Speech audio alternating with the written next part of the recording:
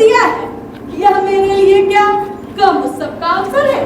जब तक आप प्रवास में थे, मैंने अपना समय एक नाटक खेलने के प्रबंध में व्यतीत किया और इच्छा थी कि जिस दिन आप आ गए उसी दिन अभिनय कर आपको चकित और प्रसन्न कर सकूं।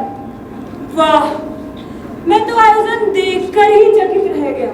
विदित नहीं अभिनय कैसा हो। जब आयोजन में ही मेरी हंसी हुई तो ना मालूम अभिनय कैसा होगा। ना प्रिय, हंसी नहीं, तुम तो मेरे सर का बोझा बिठा रही हो। कर्म का सकट खींचने में मेरे साथ कंधा लगा रही हो। मैं आशा करता हूँ कि तुम आगत महाशयों का मनोरंजन भली भांति कर सको। मगर ये तो बताओ कि तुम किस दिव्य पुरुष के जीवन चरित्र की बहुमूल्य शिक्षा का प्रकाश इन पर डालोगी, या किसी मनोहर सुंदरियों के प्रेम की क्रीड़ा और आनंद के किल्लोलों से इनका मन मुग्ध करोगी, या किसी पतिव्रता स्त्री की रक्षा कराकर और दुष्टों का नाश कराकर प्रेम का आदर स्वरूप दिखाओ।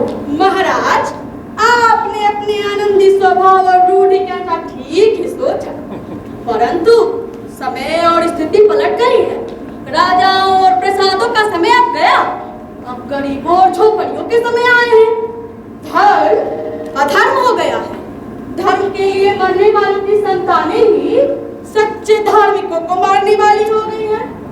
एक एक भारतीय स्त्री के 3-3 पति बनाए जाते हैं और इस अपूर्व न्याय विदित वेश्या व्यापार को देखकर भारतवासी तनिक नहीं लजाते।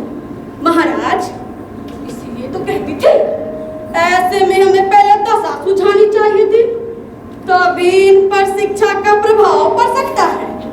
महाराज, अब राजाओं और महलों को छोड़ गरीबों और झोपड़ियों के ही खेल खेलने होंगे। सच है, जैसा तुम कह रही हो ठीक वैसा ही मैंने भारत को प्रवास में पाया है। मैं भी यही सोचा, मेरी भी यही इच्छा।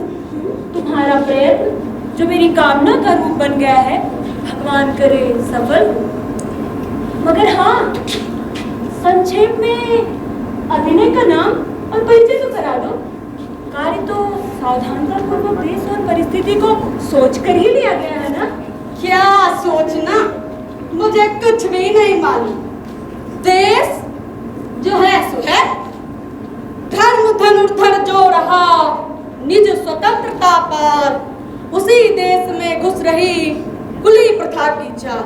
महाराज, उसी कुली प्रथा की कथा का नाटक खेला जाएगा और किस प्रकार से भारत से कुलियों को बहकाकर ले जाए जाते थे, ना जाने उन पर कैसे कैसे पार्श्विक अत्याचार किए जाते थे। जय बोलो जगन्नाथ जी की जय। जय बोलो जगन्नाथ जी की जय। जय बोलो जगन्नाथ जी की जय। जय बोलो जगन्नाथ जी की जय। जय बोलो जगन्नाथ जी की जय। जय बोलो जगन्नाथ जी की जय। जय बोलो जगन्नाथ जी की जय। जय बोलो जगन्नाथ जी की जय। जय बोलो जगन्नाथ जी की जय। जय बोलो जगन्नाथ जी की जय। जय बोलो जगन्नाथ जी की जय। जय बोलो जगन्नाथ जी की जय। क्या प्रभु, भोले भारतवासी जगत अंतर्यामी जगन्नाथ जी की आरती को जा रहे हैं। चलिए प्रभु, हम भी चले, ये लोग नाटक देखें। चलिए।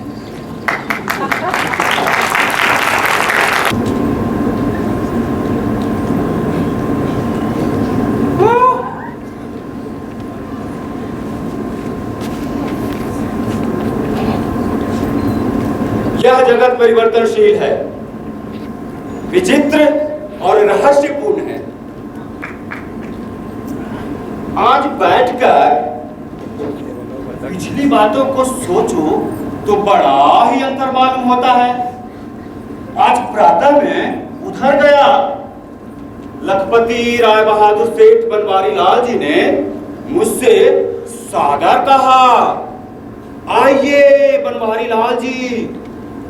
आह, कितना प्यारा नाम है, सेठ बनवारी लाल जी। और मुझे तो विशेष गर्व आता है। मेरे जीवन में यह पहला मौका है कि मैं सेठ बृजलाल के नाम से संबोधित किया गया। और फिर कैसे जिनसे यहाँ के कलेक्टर और जेल साहब भी हाथ मिलाते हैं। जब मेरा नामकरण हुआ था, पंडित जी ने अवश्य ही पूरा नाम लिया होगा, किंतु लोग कितने मूर्ख हैं। जब मैं निर्धन था, लोग मुझे बिज्जू बिज्जू कहा करते थे। वे नहीं जानते थे यही बिज्जू एक दिन शेर होगा और भाग्य के मार्ग पर पैर रखते ही सेठ बृजलाल कहलाएगा। सेठ जी, आपके लिए एक पत्र है।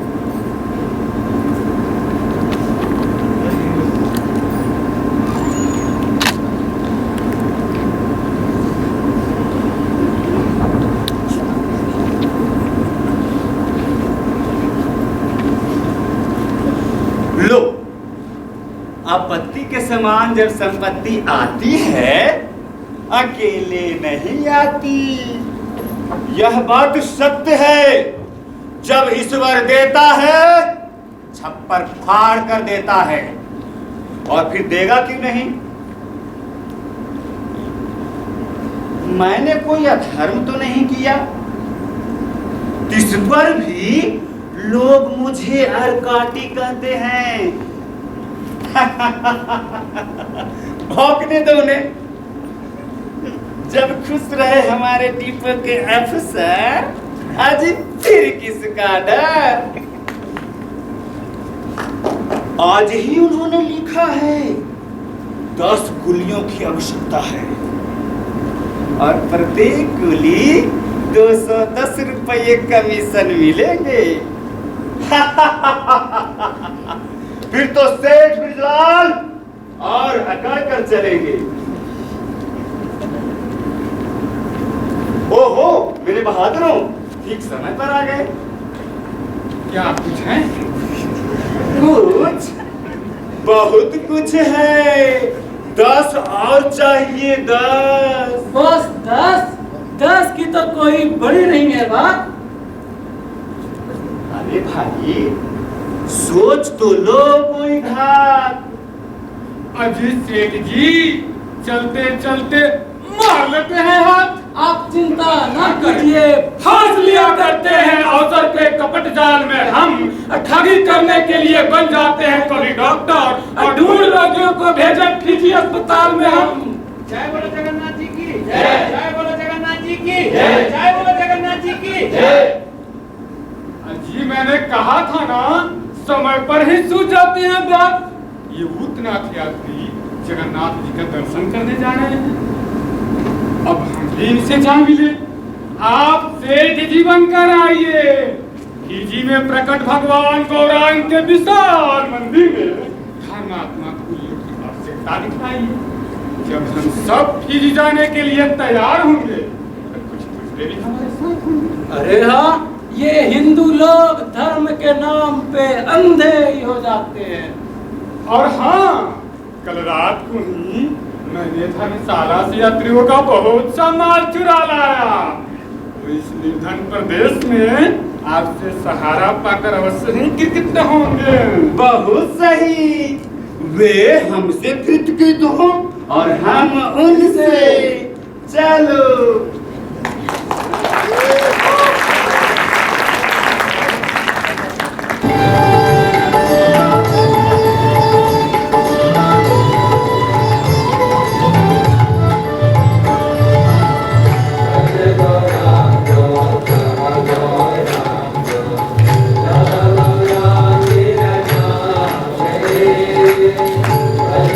इस प्रकार बृजलाल और उसके आदमी मिलकर ठगी करते हैं और भोला व कुंती नाम के स्त्री पुरुष जो जगन्नाथ जी की यात्रा को निकले हुए थे, उन्हें अपनी जालसाजी का शिकार बनाते हैं। बृजलाल और उसके आदमी भोला व कुंती को बहला फुसलाकर फिजी में नए प्रभु गौरांग देव के प्रकट होने की झूठी कहानी बताते हैं और गौरांग देव प्रभु के दर्शन कराने का लालच देते हैं। इसी इसी समय भोला और कुंती को अपने बेटे शंकर की याद आती है, जो 1 वर्ष पूर्व ही ना मालूम कहाँ चला गया था। शंकर अक्सर ही एंट्रेंस पास करके अमेरिका चले जाने की बात करता था। अतः पुत्र से मिलने के मोह में उद्विग्न होकर वे दोनों भी फिजी चले जाते हैं।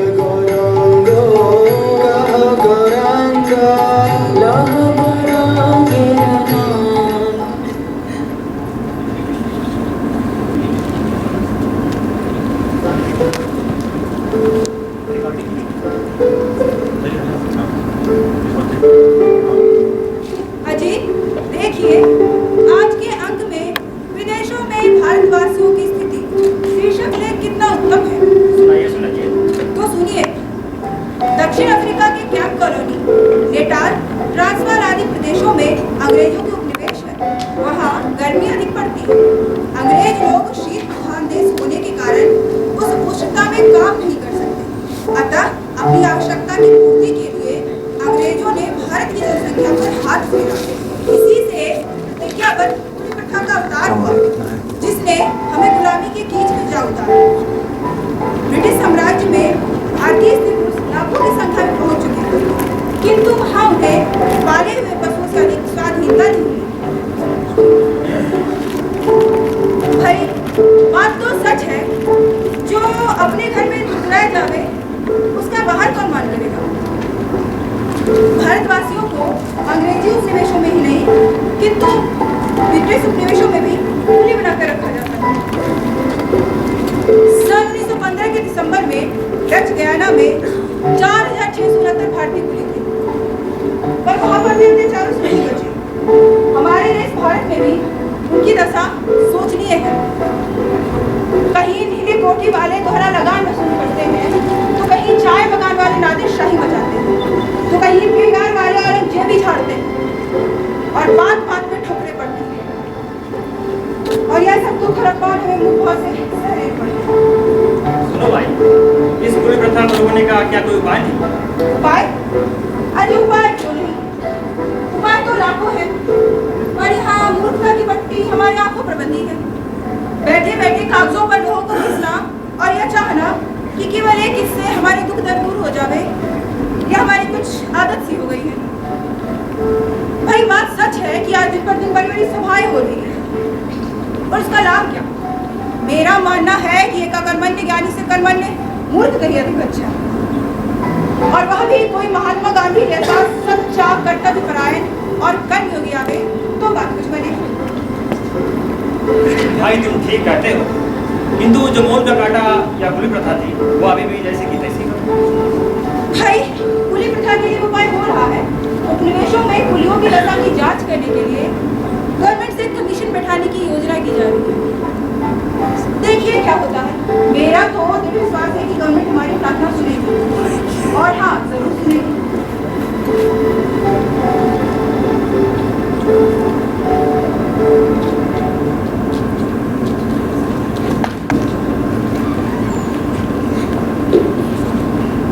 हाँ, तो कहता था इंपीरियल लेजिस्लेटिव काउंसिल के बैठने के दिन थोड़े ही है ये। मैं को तो इस वक्त 2 रिजोल्यूशन पेश करने 4 लाख से सोच रहा हूं क्या पेश करूं।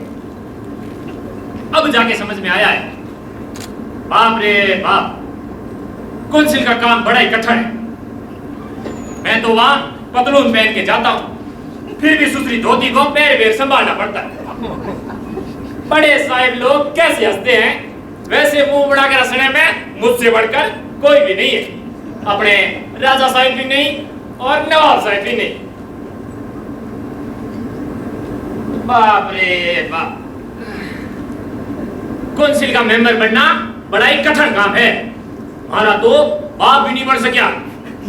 हूं पेश करूंगा कि सरकार कृपा करके एक प्रेस एक्ट को अच्छी तरह से काम में लावे, क्योंकि हम राय बहादुरों की लोग बड़ी बड़ी बुराई छापते हैं। दूसरा ये कि जिस तरह से बैल, घोड़ा, भैंसा आदि के लिए सरकार ने सांड खाने खोल रखा है, जिससे रेत को बड़ा सुख पहुंचता है, ठीक उसी तरह से गधों के भी सांड खाने खोले जाए, जिससे देश में अच्छे अच्छे गधे पैदा होए। और बोझा उठाने के काम में रेत को बड़ा फायदा पहुंचे। मैंने अपने रिजोल्यूशनों की अंग्रेजी तो पहले से ही करा रखी है, अब इससे रट लूं तो काम चले।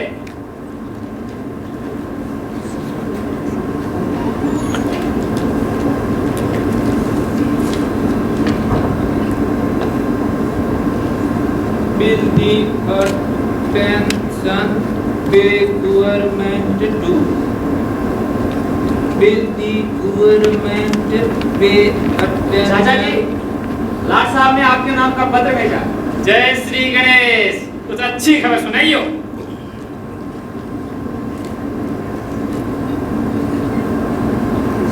हमारा ज्ञान में तो अंग्रेजी उतनी ही दूर है जितनी पृथ्वी सूरज से। अब छोड़ा कोई दो ले तई पट। चाचा जी, लाट साहब ने लिखा है, उपनिवेशों में भारतीयों की दशा के जांच के लिए एक कमीशन भेजने का विचार सरकार कर रही है। कमीशन में 2 पुरुष होंगे, एक लखनऊ के ह्यूम साहब और दूसरे, मेरी इच्छा है कि आप रहें या आप जिसे भेजना चाहें, पर आप मुझसे आकर के जल्दी ही मिले। उपनिवेश क्या चीज को कहते हैं? चाचा जी, उपनिवेश उन नए ढूंढे हुए देशों को कहते हैं जहां पर दूसरे देश वाले आकर बस्तियां बनाते हैं, जैसे कनाडा, ऑस्ट्रेलिया अंग्रेजों के उपनिवेश हैं। समझा समझा, लड़का बड़ा होशियार है, अंग्रेजी भी जानता है। लाट साहब का पत्र तो पल भर में पढ़ डाला। हूं तो कुछ भी नहीं जानता, जाके क्या करूंगा? इसको ही भेज दूं तो अच्छा हो। देखो सुनवासी, हूं तो जा सकता नहीं क्योंकि पीछे माल पड़ा है, बड़ा भारी नुकसान होएगा। हमारी इच्छा है कि तय जा। नहीं नहीं चाचा जी, आप ही जाइए। अरे कहना मान ले, ऐसा सोना सरी का मौका कभी हाथ नहीं आएगा। या तो भगवान की दया समझ कि लाट साहब ने ऐसा पत्र लिखा है और खुद अपने हाथों से, या तो दुखियान समझ जो कुछ साथ है साथ ले। यदि कभी सरकार के दिल के मुताबिक बात नहीं देगा तो डिप्टी हो जाएगा डिप्टी। चाचा जी, जब आपकी आज्ञा है तो मैं ही जाऊंगा। ठीक है जा, और पत्र जरूर लिखना और बार बार बाल आगे जरूर लिखना, और लिखना कि आपकी सेवा में कल हाजिर होऊंगा। जी चाचा जी। लाट साहब की मुझ पर बड़ी भारी कृपा है, आज मुझसा बड़भागी और कौन होगा।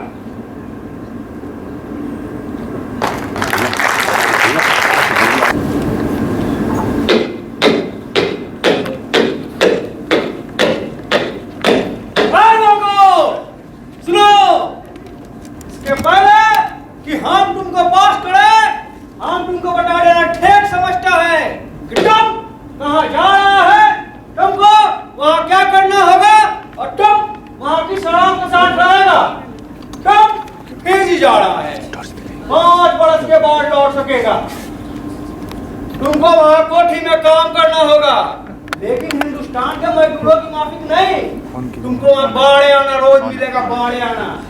नवाब की तरह रहेगा, नवाब की तरह खूब करना चूसेगा और मोटा हो जाएगा। वहाँ पर अंग्रेज बहादुर का राज है, डर किसी बात का नहीं है और दुख भी कुछ नहीं है। जी बलिष्ठ है, भगवान का खुदा का घर है। तुम वहाँ बहुत अमीर हो जाएगा। बोलो फिर जन्म मांगता है? मांगता है तो चलो।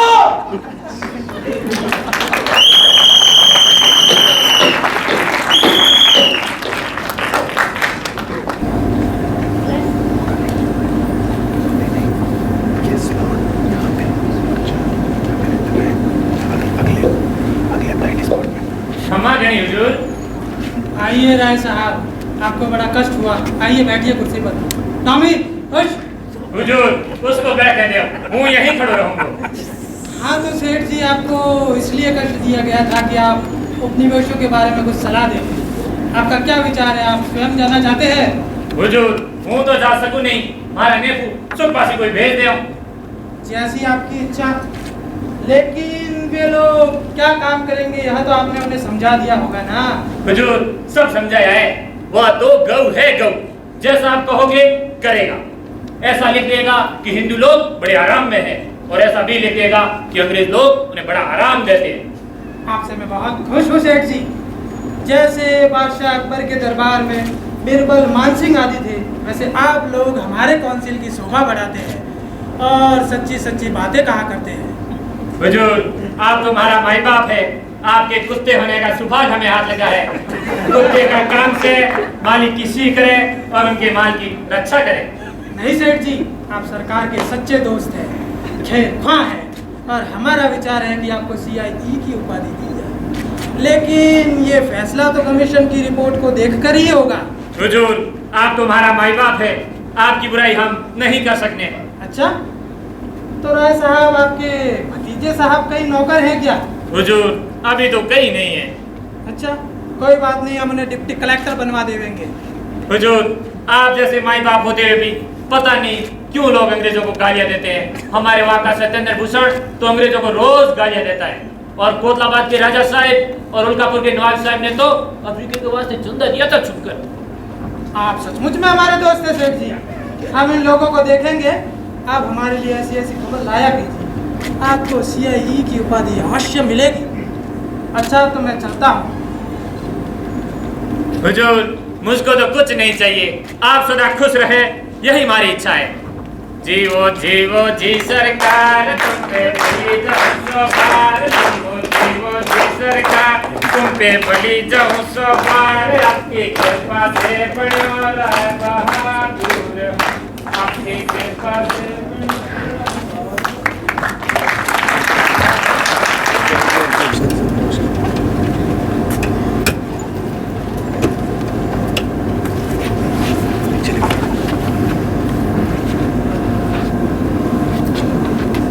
मैं तो अपनी समझ से अपना कर्तव्य पालन कर रहा हूँ, धर्म कर रहा हूँ, जिससे मेरी जीविका चल रही है, केवल वही कर रहा हूँ। चोरी नहीं कर रहा, किसी को बहकाता नहीं, किसी और को बहकाता हूँ, पर इस लड़के को मैंने नहीं बहकाया। उपकार का बदला सदैव अपकार हुआ करता है। जब मुझसे मिला तो कहता था अमेरिका जाना चाहता हूँ, वहां से विद्या सीखकर आऊंगा और देश सेवा करूंगा। मैं अमेरिका तो नहीं भेज सकता था, दया करके फिजी भेज दिया, जो अमेरिका के पास में ही है। उसका खर्च बचाया, इस पर भी नमक हराम लिखता है।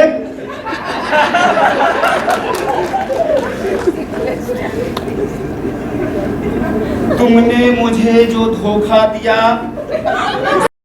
उसका फल तुम्हें भोगना पड़ेगा। नीचता का दंड परमेश्वर तुम्हें अवश्य देगा। तुमने मुझे अमेरिका भेजने के बदले फिजी भेजा, स्वतंत्र करने के बहाने परतंत्रता की जंजीर में जकड़ा। तुम भारत के घातक हो। उसके बच्चों को इस प्रकार बेच कर तुम गुलाम बनाते हो। यह काम अमानुषिक है। यह मत सोचो कि ऐसे काम से तुम सुख पाओगे, नहीं। अपने परिवार से बहकाए जाकर बिछड़े हुए की आहें तुम्हारे शरीर को झुलस देंगी। अनाथ बालक और स्त्रियों के आंसू तुम्हारे पुण्य को गला देंगे। इन हजारों की क्रंदन ध्वनियां सुनकर यमराज तुम्हारी आत्मा को नरक में डालेंगे। तुम सोचो, भारत माता के ही पुत्र हो, इस पर भी अन्याय करते नहीं झुकते। धिक्कार है तुमको। आज किसकी मजाल जो हमें देशद्रोही कहे तो उसी समय सरकार से कहकर उसे जेल में बंद करवा दूं। आज ही उस लड़के के कोठी वाले को लिखता हूँ। जब शरीर पर कोड़े बरसेंगे और पीठ की खाल उधेड़ ली जाएंगी तो सारा सेखी भान भूल जाएगा और ऐसी बातें कभी न लिखेगा।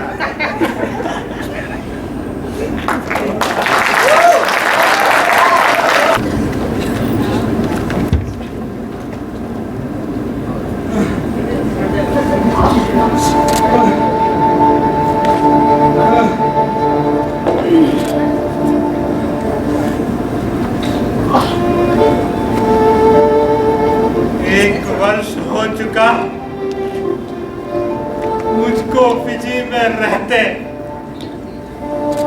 तप वर्षा शीत एक सी प्रतिदिन सहते। भारत है अब स्मृति मात्र में, उफ, भयंकर, भय से भी अधिक दिखता यह स्थल का अंतर।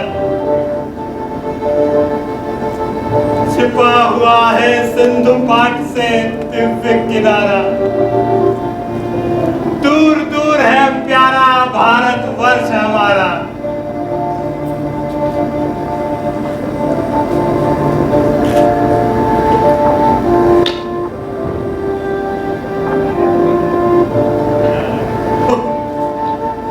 जब से मैंने ब्रजलाल को पत्र लिखा है तब से तो मुझ पर और भी अधिक मार पड़ती है। आए विधाता, क्या करूं, कष्ट सहा नहीं जाता, हाथ पैर दुखते हैं, कैदियों से भी अधिक हालत हमारी खराब है। जब घर की याद आती है, स्कूल के साथी और आनंदों का स्मरण होता है और देश सेवा से उठी हुई उमंग से उत्पन्न अमेरिका जाने की मेरी उत्कट इच्छा याद आती है। तब भाववेग से उछल पड़ता हूँ, मगर जब देखता हूँ यह भारत का घर नहीं, कूलियों की झोपड़ी है और स्कूल की पुस्तकें नहीं, ये हंसिया और ये फावड़े हैं।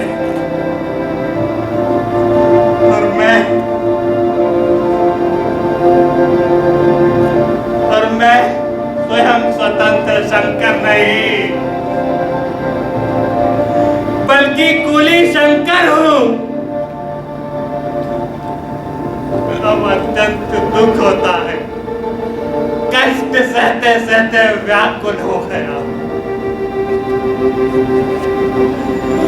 अब रक्षा कैसे हो सकती है, अब रक्षा कैसे हो सकती है।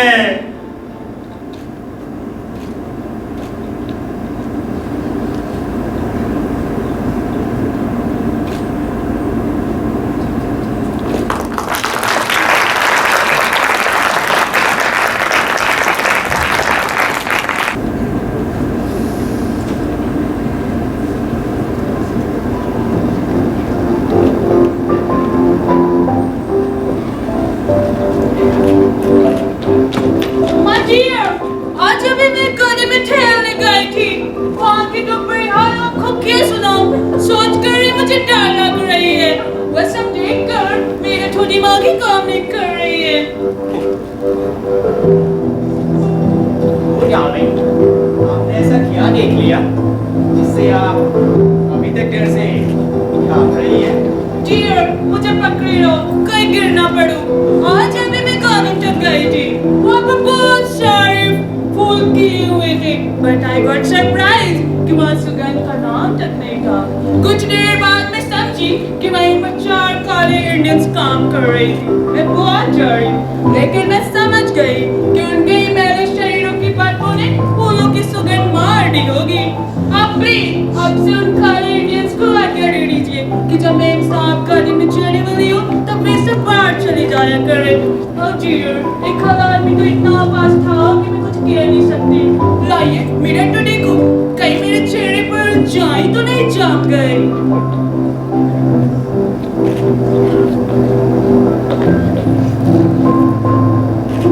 Oh yes, देखो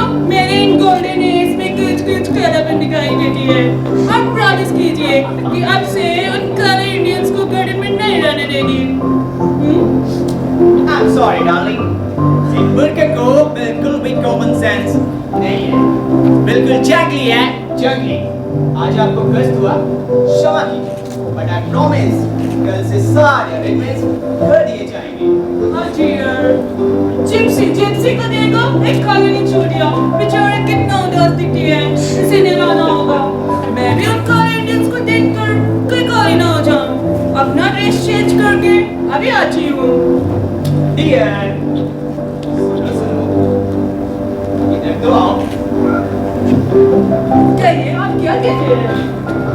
यदि आपके पास समय हो तो मेरा कहा मान मेरे साथ चलने की कृपा कीजिए। हाँ जी यार, आप कितनी अच्छी है, मैं आपके साथ जरूर चलूंगी, लेकिन पहले देखिए मेरे बाल बिल्कुल काले तो नहीं हो गए। ओ डार्लिंग, वे तो इतने ही गोल्डन है जितना कि प्रातः काल में सूरज की किरणें। हाँ, मैं चाहता था कि आज हम लोग अपने कूलियों के रहने के स्थान पर चलें। वहाँ पर नहीं, बिल्कुल भी नहीं, मैं नहीं चाहूंगी कि मुझे काले इंडियंस की तरह काली हो जाने का डर नहीं है। I'm sorry dear, but मुझे आपकी इस बात का विरोध करना ही होगा। डार्लिंग, आप बिल्कुल भी अच्छी नहीं है, आपको मेरी सुंदरता का जरा भी ख्याल नहीं। डार्लिंग, मैं भला ऐसे कैसे हो सकता हूँ? पर आपको एक खेल दिखाने के लिए ले चलना था। कल एक लेडी भी काम पर नहीं गया, उससे भी कुछ कहना था। हम लोग चले, आप वहीं पर दूर खड़े रहिएगा, आप पर कालेपन का प्रभाव बिल्कुल भी नहीं पड़ने पाएगा। ओके, कौन सी है?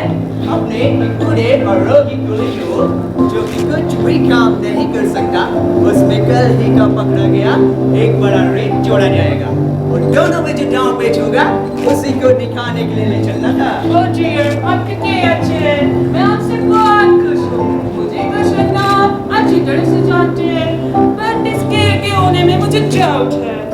डाउट? कैसा डाउट? सरकार बड़ी हानि हुई, वो मर गया। कौन मर गया?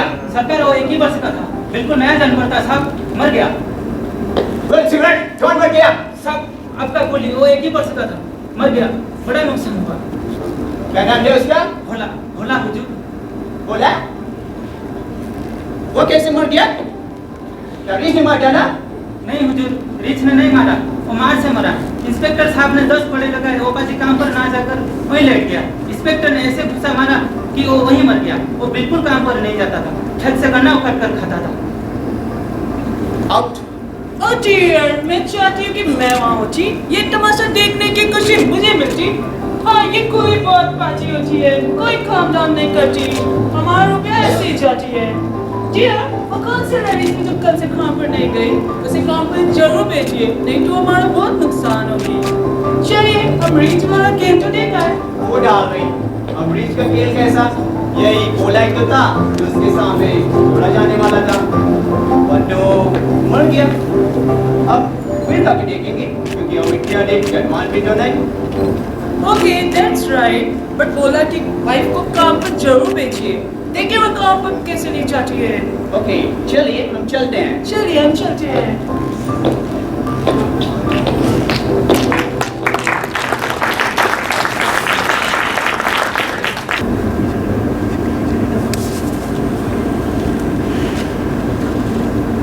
मेरा चांद, मेरा लाल चिबुकला कैसा हंसता है, एक चपक लगाऊंगी। ओहो, गुस्सा आ गया बेटे को? मान जा, तुझे हृदय से लगाऊंगी, दूध पिलाऊंगी, प्यार करूंगी।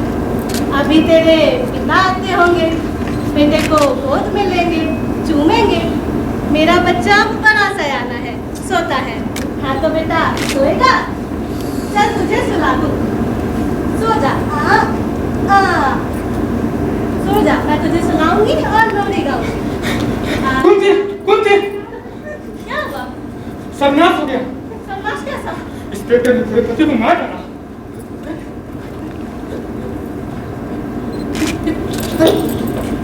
उठो, कुंती, ये क्या हुआ? उठो, कुंती, उठो, मैं जाता हूँ, इंस्पेक्टर आता होगा।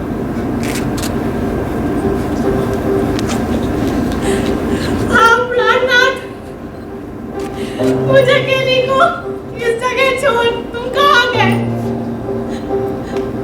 मैंने ऐसा कौन सा अपराध किया? कायनात, तुम्हें इंस्पेक्टर ने मार डाला। पूरा हो उस दुष्ट का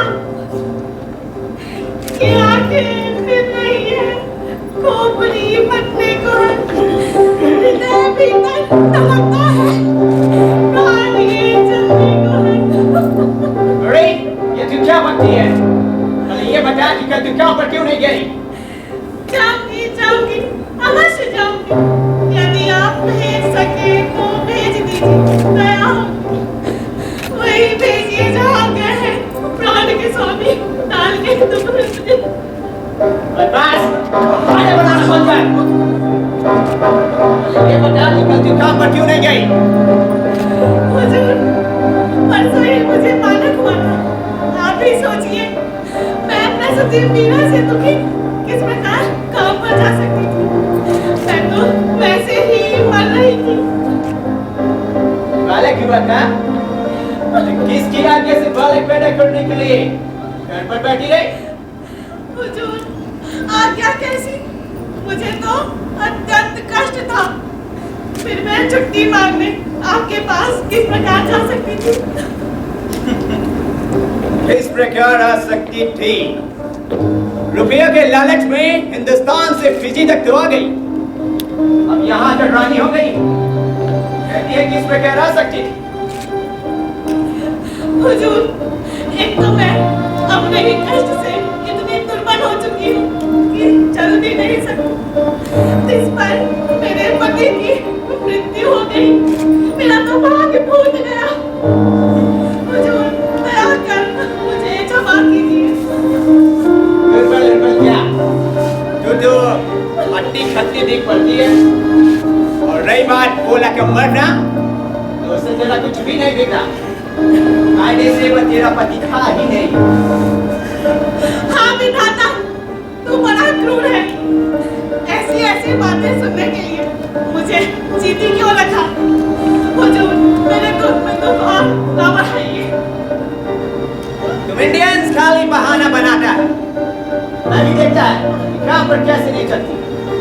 चल काम पर चल, चल चल काम पर, चल काम पर।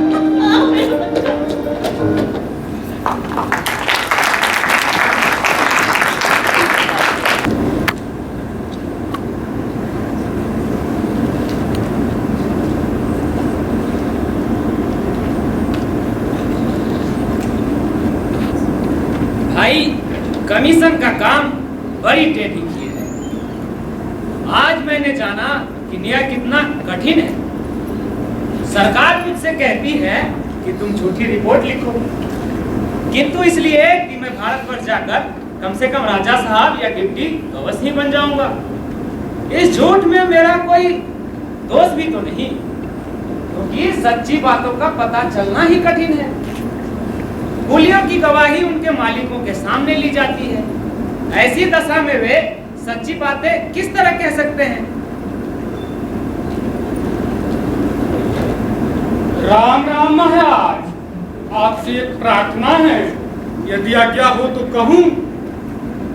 तो क्या कहना चाहते हैं?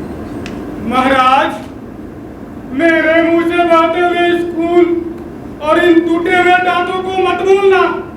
स्कूल और इन टूटे हुए दांतों के ऊपर एक दुखिया की कहानी लिखना। बोलो, तुम्हें क्या बोलना है?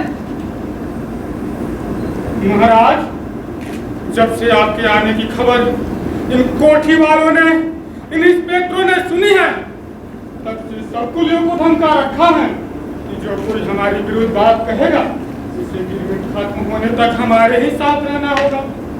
महाराज, गवाही देते समय मैंने आपसे कह दिया था कि पूरा पूरा भोजन नहीं मिलता। इस बात के कहने के दोष में इंस्पेक्टर ने मुझे इतना मारा कि मेरे दांत टूट गए। महाराज, आप ही मेरे सहाय का न्याय कीजिए। मैं तुम्हारे लिए बहुत प्रयत्न करता, किंतु आज मेरी तबीयत अच्छी नहीं। महाराज, यदि आप नहीं जा सकते तो कोठी के मालिक को ही बुलाकर पूछ लीजिए। आखिर मुझ पर इतनी मार क्यों पड़ी? इस बात को लिखने का मुझे क्या अधिकार है? यह काम तो पुलिस का है। मैं पुलिस अफसर को पत्र लिख देता हूँ, तुम वहीं जाओ, तुम्हारा काम हो जाएगा। जैसी आपकी आज्ञा महाराज।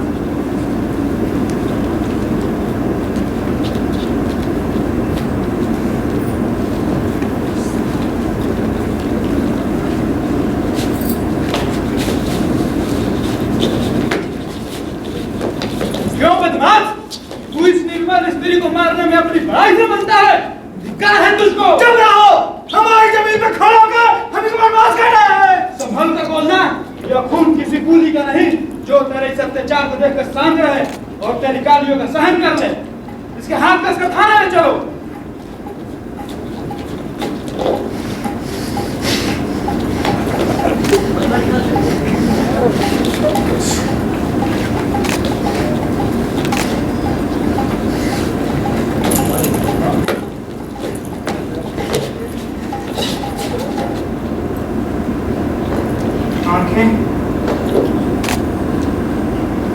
आंखें तो मुझे धोखा तो नहीं दे रही। नहीं, यह तो दिन है, मुझे धोखा नहीं हुआ है।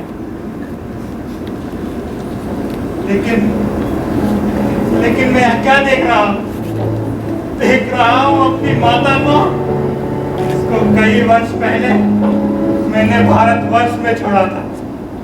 उसे आज फिजी में सहा डरी सहमी सी देखता। नहीं, यह नहीं हो सकता। मेरे माता कैसे मुंह वाली या कोई अन्य स्त्री होगी? अरे, यह तो अभी जीती है। आप मुझे बचाने वाले कौन है?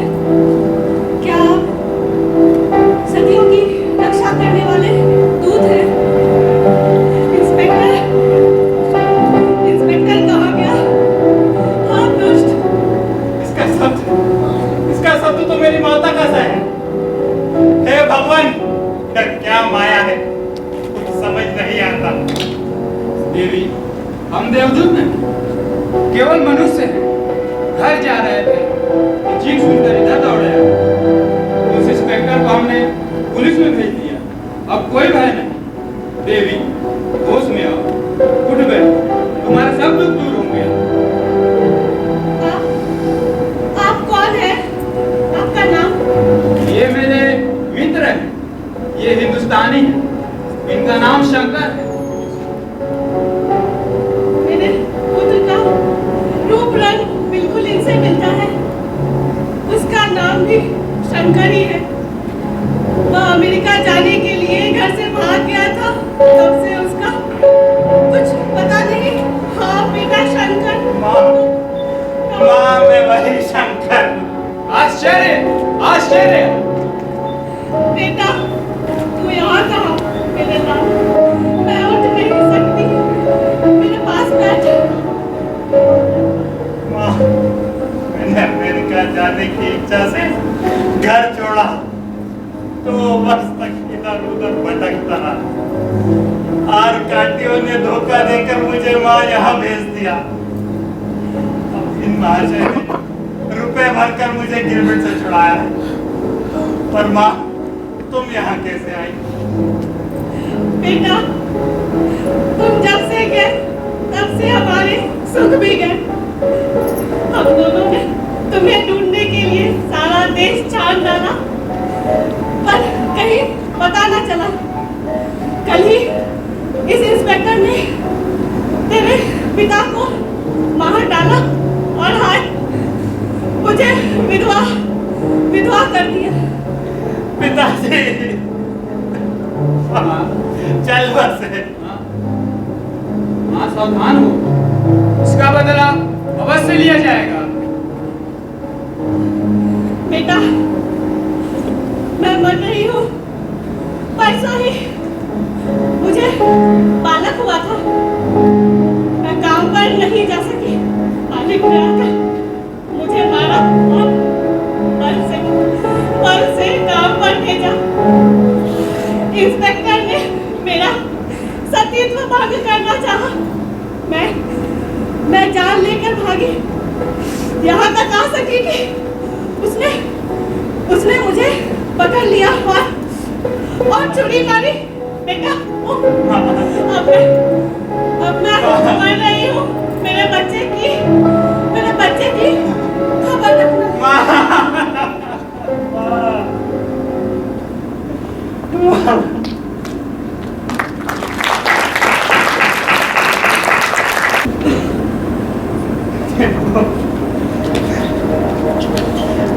मुझे छोड़ दो, मुझे नदी में कूद कर वहां चले जाने दो जहां मेरी माँ चली गई, अथवा मुझे उस इंस्पेक्टर को मार डालने दो। अगर मैं हाय कितना आया तुम मुझे क्या सोचते हो? ये सब मर गए, इसलिए तुम्हें भी नहीं जीना चाहिए। कहाँ का न्याय है? यदि प्रकृति में ऐसा होता तो वो नष्ट समूहों से भरी रहती, और तुम्हें यह जानना चाहिए केवल अपने तथा अपने बंधु बांधवों के लिए जीना ही मनुष्य का लक्ष्य नहीं होना चाहिए, बल्कि अपने सुख दुख से दूर परोपकार ही सबका लक्ष्य होना चाहिए। लेकिन मैं कर ही क्या सकता हूँ? मैं केवल मर सकता हूँ। यदि तुम्हें मरना ही है तो दूसरों की सेवा में, दूसरों की उन्नति कराने में क्यों नहीं मरते? भारत में जाकर सभाएं करो, यहाँ के वर्णन छापो, जगह जगह पर ध्यान देकर यहाँ की असली दशा सुनाओ, आरकाटियों के फंदे से लोगों को बचाओ और सरकार से प्रार्थना करो।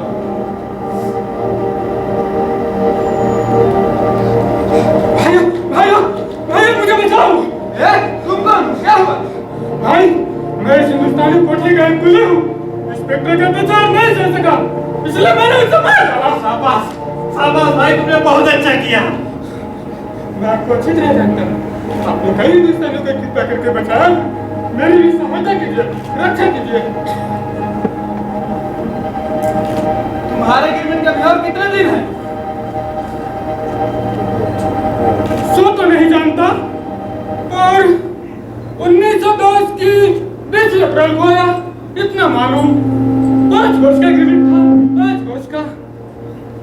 और आज 1915 की 20वीं अप्रैल, तुम्हारे गिरमिट के दिन पूरे हो गए। तो सोना जाओ कोठी पर? नहीं, तुम अवश्य जाओ।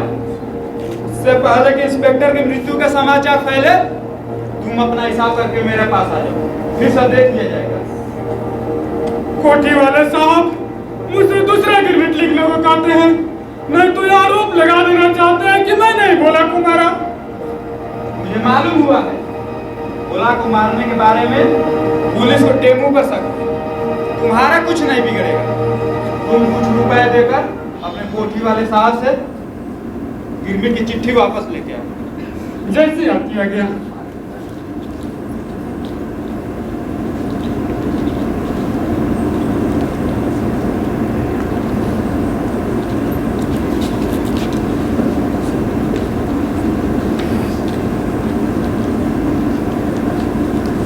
राम राम महाराज।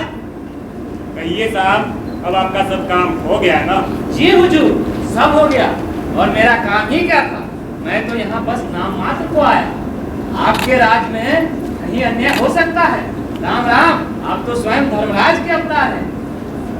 अच्छा, यहाँ के कुलियों के मकानों के विषय में आपकी क्या सम्मति है? वो अच्छी है ना? मैं लॉर्ड, ये लोग बड़े आराम से रहते हैं यहाँ। मैं धर्म से कहता हूँ कि ऐसे पक्के मकान इसे हिंदुस्तान में मुयस्सर भी नहीं। और खाने पीने की व्यवस्था कैसी है? मैं लॉर्ड, भोजन इन्हें भरपेट मिलता है, परंतु ये लोग गर्म देश के होने के कारण मोटे और ताजे नहीं हो पाते। स्वास्थ्य इनका अच्छा है महाराज। और यहाँ इनकी विवाह प्रथा के विषय में आप क्या सोचते हैं? हम लोगों ने एक नियम रखा है कि यहाँ आने पर इनका विवाह फिर से हो और उसकी रजिस्ट्री कराई जाए। यह तो और भी अच्छी बात है महाराज, पुराना बंधन और भी नया हो जाता है। हिंदुस्तानियों की शिक्षा और सामाजिक दशा आपको कैसी जान पड़ती है? शिक्षा महाराज, शिक्षा इन्हें काफी मिलती है, जैसा कि ऐसे काम करने वाले मनुष्यों को चाहिए। सामाजिक दशा इनका अच्छा है महाराज। आपको इस लेबर सिस्टम के विषय में कुछ शिकायत है? थोड़ी बहुत तो अवश्य होगी। जी महाराज, वो थोड़ी सी जब भी कुलियों के भर्ती कराए जाते हैं मुझको धोखा दिया जाता है। सभी को सारे नियम अच्छे से नहीं समझाए जाते, पर महाराज ये लोग यहाँ बहुत आराम में हैं। मैं आपकी न्याय बुद्धि से अत्यंत प्रसन्न हूँ। और कहिए, मैं आपकी क्या सेवा कर सकता हूँ? महाराज आप प्रसन्न बने रहिए, यही मेरी हार्दिक इच्छा है। आप बहुत बड़े राजभक्त हैं। मैं हिंदुस्तान की सरकार से आपकी सिफारिश करूंगा। यह तो आपकी सुजलता है महाराज। अच्छा, अब चलिए, हिंदुस्तान की जहाज छूटने का समय निकट आ चुका है। जी हुजूर, चलिए।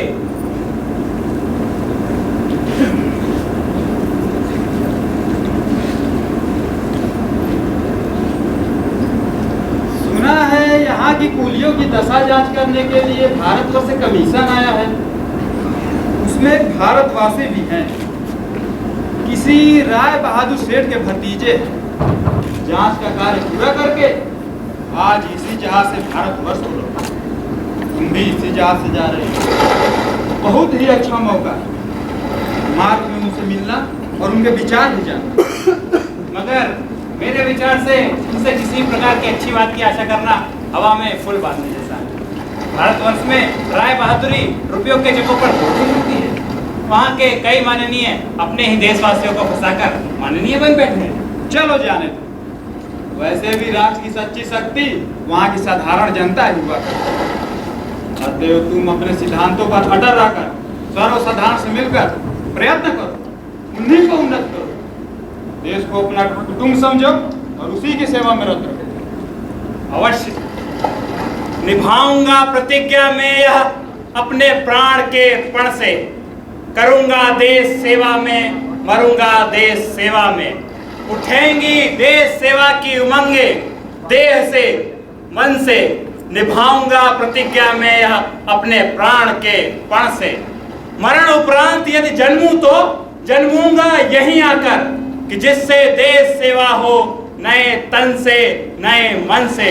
निभाऊंगा प्रतिज्ञा में यह अपने प्राण के पण से। शाबाश, यही सच्चे वीर का कर्तव्य है। से पूर्ण नहीं हो सकता, और मैं यह जान चुका हूँ कि उस दिन परिवार वियोग में न मरकर मैंने कितना बड़ा आत्मत्याग किया है।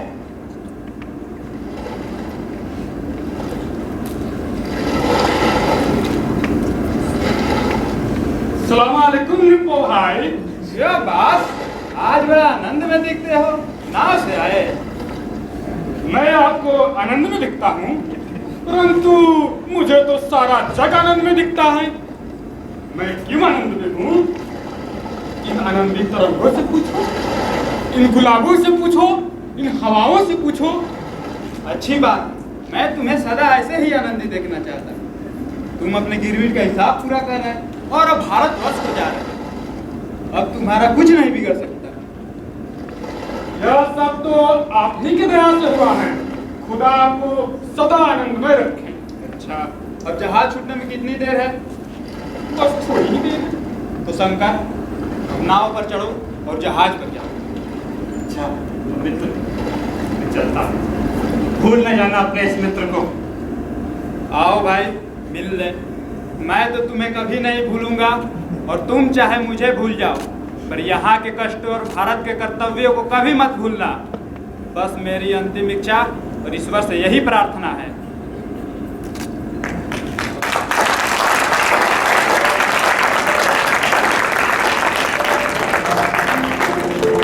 इस दुनिया में अच्छे और बुरे दोनों तरह के लोग होते हैं। कुछ ब्रिजलाल जैसे आरकाटी लोग होते हैं, तो कुछ निप्पो जैसे मददगार भी, जिसने कई हिंदुस्तानियों को आज़ाद कराकर उसे वापस घर भेजा। उसकी यही चाहत थी कि तुम सब वह दिन देखो, छिपी है जिस सुखद दिन की उषा लाली में वही किरणें, कि जिससे भारतोप वन में लगेंगे प्रेम सुमन खिलने, कि जिससे भारतोप वन में लगेंगे प्रेम सुमन खिलने।